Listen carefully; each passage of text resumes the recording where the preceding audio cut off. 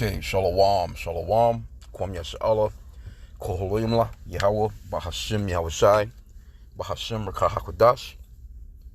Double honors to our apostles and elders of Great Millstone who rule well, and that by the Spirit taught us this beautiful truth, and just want to say Tawada to all the H.I.M and Akwab that's out here sincerely keeping the laws, the statutes and commandments of Yahweh Bahashim Yahushai to the best of their ability. Jah Hanan Nawaf, just coming at you with another quick lesson, praying that it's edifying by the Spirit. And a part of these prophecies is we have to show who Esau is. That's a part of the prophecies as well. Esau must be shown for who he is. And Esau, Edom, that's the biblical name for the so-called white race. They are the ones that will be ruling in the end days, like the prophecies say. And when you look at stories like this, because the scripture says to be not ignorant of any matter, whether great or small. When you look at stories like this is actually them telling on themselves. This is actually them telling who they are, but you have to be in the spirit to actually see it. See, you have regular people, they just go about their day, and they don't see stuff like this as being something. They may say, well, yo, what's going on here? This is fucked up. Why would they do that? But they're not looking at the fact that, okay, the people that they're saying that about are actually prophetic people that will be ruling in the end days. And that's Esau, Edom, the so-called white man. Let me just get the title real quick. There's, scriptures, popping up now. Scientists want to pump carbon into a hole at the bottom of the ocean in a $60 million pilot project to help stop climate change. Right? If there's a such thing as climate change, you the ones that's got it going. You pump, you drilling oil everywhere. You got who knows how many commercial flights that's flying through the damn airways all day. You building cars that's sitting on lots and shit that nobody buying. You got refineries everywhere.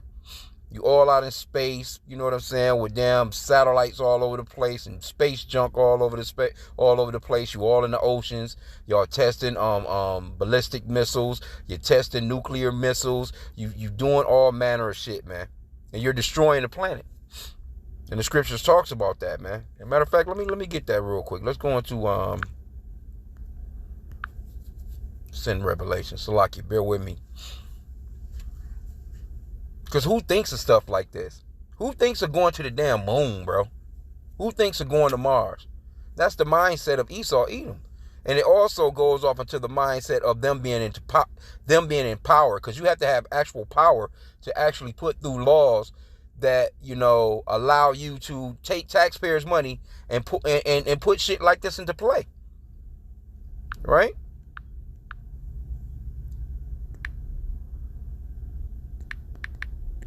This man has completely destroyed the earth, and then he'll have some shit called Green Day.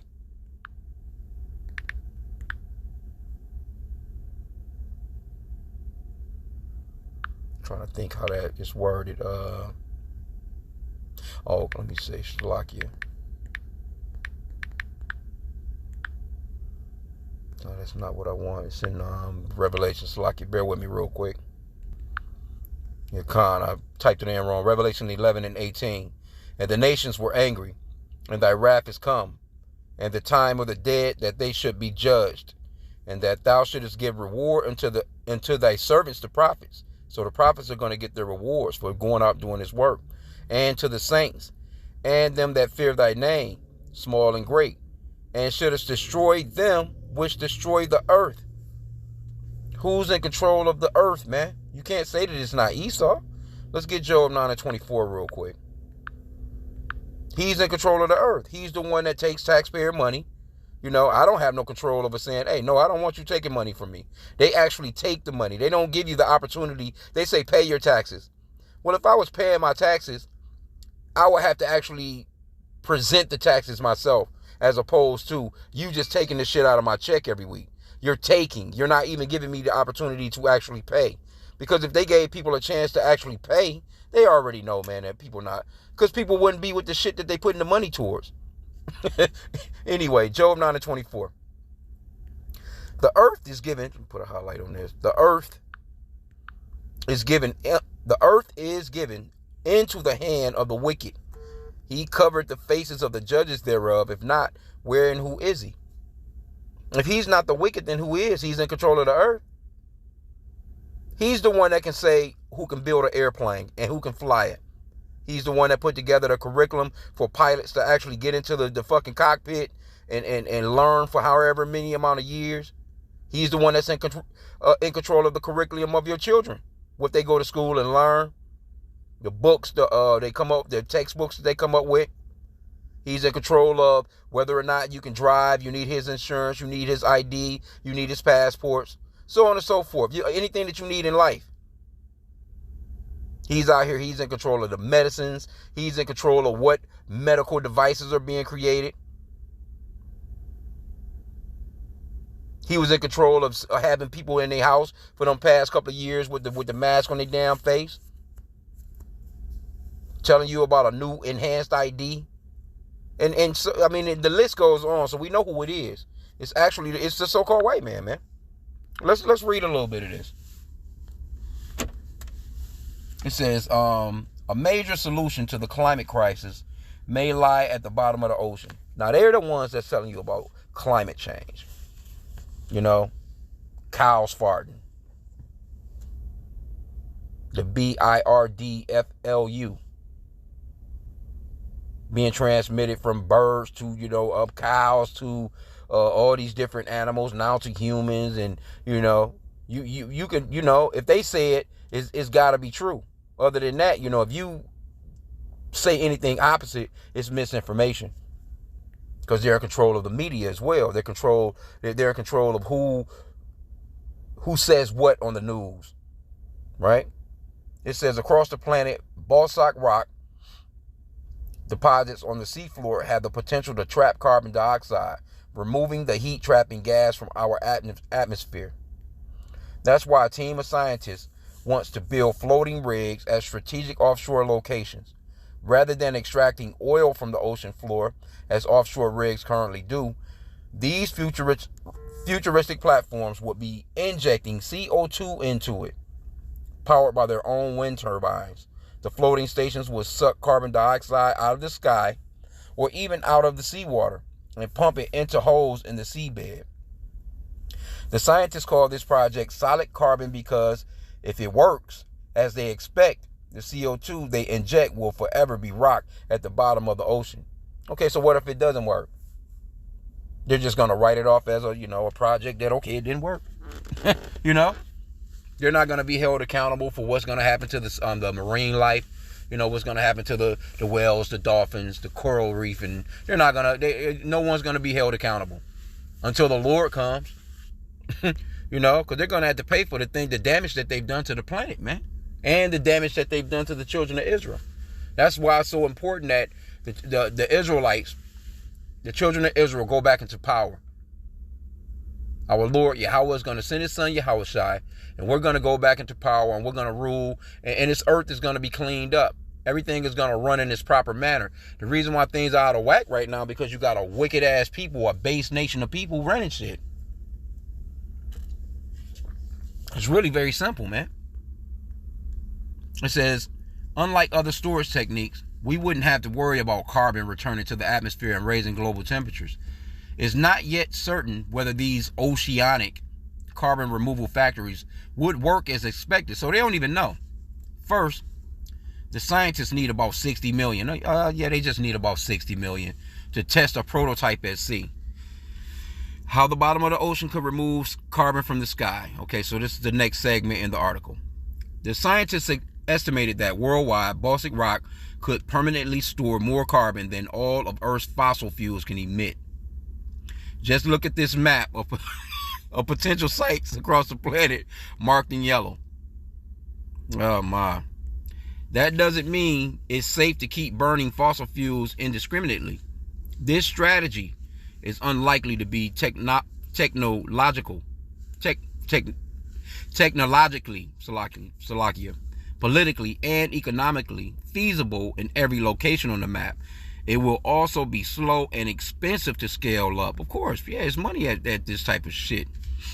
Still, the scientists say just a few rigs could make a big difference, and the Cascadia Basin of Canada's west coast near Vancouver Island, there's room for about 20 years worth of global carbon emission, according to this scientist. That's where they hope to conduct a field test. But in the meanwhile, they don't know if it's going to work. And then they're not going to let you know if it didn't work neither. If shit get, you have whales start growing damn legs and walking on the land, being able to breathe, you know what I'm saying? And they just walking up the street just eating on people. You just never know if this guy. You don't know what's going to turn out, man. It says the reason that this location is so appealing is that it's probably the spot on the globe where we know the most, have the most data and most scientific expeditions, the most studies about the nature of the ocean crust. David Goldberg, you already know that's one of them small hats, a geophysicist and professor of climate science and carbon management at Columbia University, who's been developing the idea since 1997. See? The plan rests on a chemical reaction that already occurs naturally. Okay, well, if it occurs naturally, why do you need to go your ass out there and get to adding shit to it? Bauxic rock is highly reactive, full of metals that readily grab CO2 and chemically combine with it to form carbonate minerals. The bauxite also tends to be broken up and porous, leaving plenty of room for new carbonates to fill in. In Iceland, a project called Fix has proven a small-scale version of this process, dissolving CO2 in water, yes, that's sparkling water, and injected it into underground bauxite. Within 2 years, the CO2 gas mineralizes, becoming rock deep underground. Man. Okay, it's more to it, man. I'm not going to go any further. You see what it is. They're trying to get that money, and I'm sure they'll get it, and they'll get more. And again, they're not going to tell you when it fucks up. Because if you're doing that, that's something that's not actually what the Lord created. You know what I'm saying? Like, so what would it do to what the Lord created? Because the Lord created things in cycles, man. Everything is in a circuit when it comes to the Lord, man. And it's designed to move smoothly. Let me see here. But you got Esau, this motherfucker, man. He won't let the natural way of things move about. Let me just read a little bit of this. Ecclesiastes, chapter 1.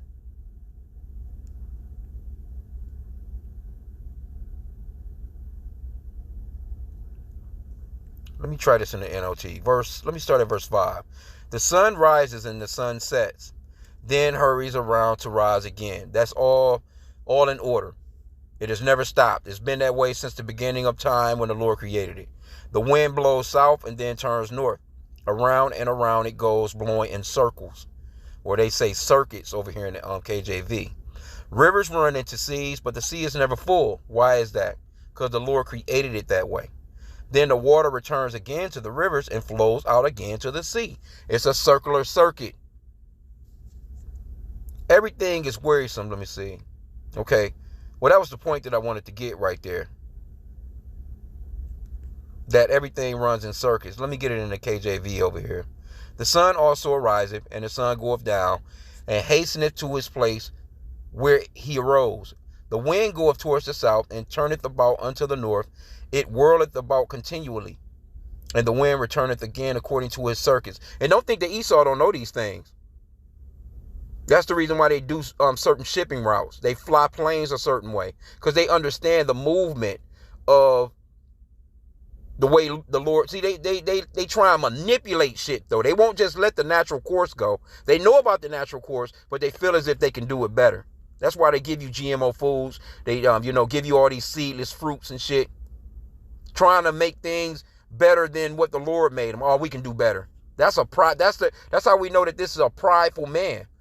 He has a haughty spirit, and this place is about to fall because of that.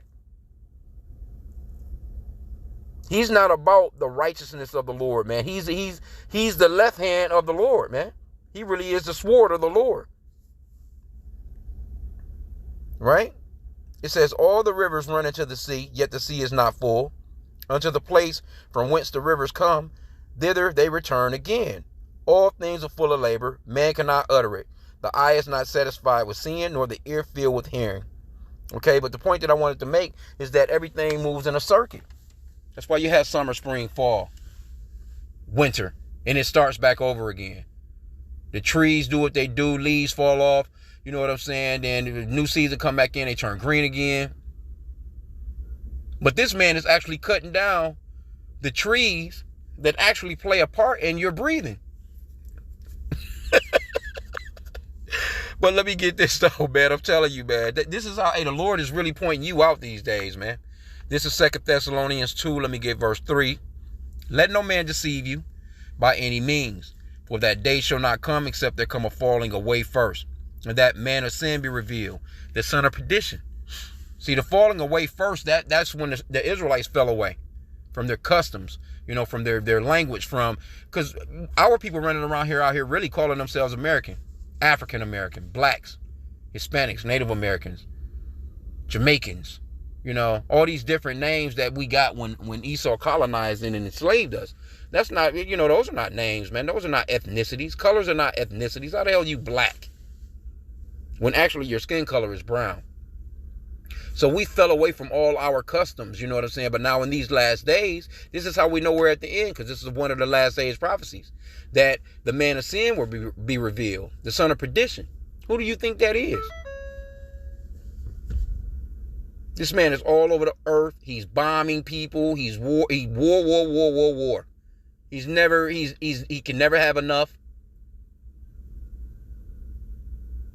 He can never have enough. This man is all over the earth just fucking up things, man. Space garbage. Oceans got garbage in it. The water quality is horrible. Food quality is horrible. Your entertainment is horrible. Your music is horrible. He done turned the men into women, the women into men. And teaching this shit to your children in school. So he's being revealed right now. And when I was watching that Trump and little Biden debate last night, man, it really lets you see like how far they've really fallen. Because those are the candidates that supposedly, one talking about Build Back Better, one is talking about Make America Great Again. If those are the people that they're relying on, yeah, we know it's it's a wrap. Verse 4, who opposeth and exalteth himself above all that is called God, or that is worshipped, so that he is God, sitteth in the temple of God, showing himself that he is God. This guy got the God-like complex. He like, oh, no, we know what to do. We're going to do this, and this. But the Lord already had a cycle going, a perfect cycle, a perfect circuit. Here you go, you coming in like, oh, well, the Lord didn't do that right. We got it. Oh, the Lord didn't do that right. We got it. Oh, we can enhance that. We can make that better. We got it. The Lord don't need you Edomites' help, man. And you're going to be destroyed, though. It's like it's not going to be a good look when Yahushua comes back, man, to rule. Because you're not going to be in power. You're never going to have a scientist talking about your fucking science, man. That shit going to be out the window. All you're going to be doing is working to build up our kingdom. That's it. You're going to get up early as hell, and you're going to lay down late. And you're going to be right back up early, and you're going to lay down late. Only days you're going to be able to rest is on you're going to be glad about the Sabbath day, which you don't keep right now. The land Sabbath. What about the land Sabbath? What about the 7th year land Sabbath, where you're supposed to let the earth rest every 7th year? But y'all Christians, y'all a Christian nation. Y'all running around with these churches and cathedrals all over the fucking place. But you don't keep the 7th year land Sabbath. If you kept the 7th year land Sabbath, you wouldn't even have no problems with what you call climate change. If you were to just let that 7th year, everything just be free. Let the things grow. Don't plow the land. Don't pluck off all the fruits and vegetables. Let it grow and let it, you know what I'm saying? If you were going by the law, statutes, and commandments of the Lord when it comes to that, when it comes to how to treat the earth, then you wouldn't have the problem that you're calling climate change. This man is trying to give you motherfucking lab-grown meat, man. He's trying to get rid of the animals, the cows, the lawful, animals that you can't eat. And he wants to give you lab-grown shit, bro. Lab-grown meat. Everything got damn forever chemicals in it, bro. And you can't say that these are not the people because they showing you. They're actually showing you. That's that scripture talks about on Psalm 64 and 8, I think it is. They shall make their own tongue to fall upon themselves. I'm here at the plantation with a bunch of them right now with their creations. You know, fucking up the planet, but got stuff throughout the building. You know, talking about we saved this much on carbon emissions, and we've saved this much on climate change, and the water, this, water filters, and I be looking at that shit on the wall, and they trying to make it seem as if we saved this many bottled waters this year. We saved. I mean, looking like, man, come on, bro.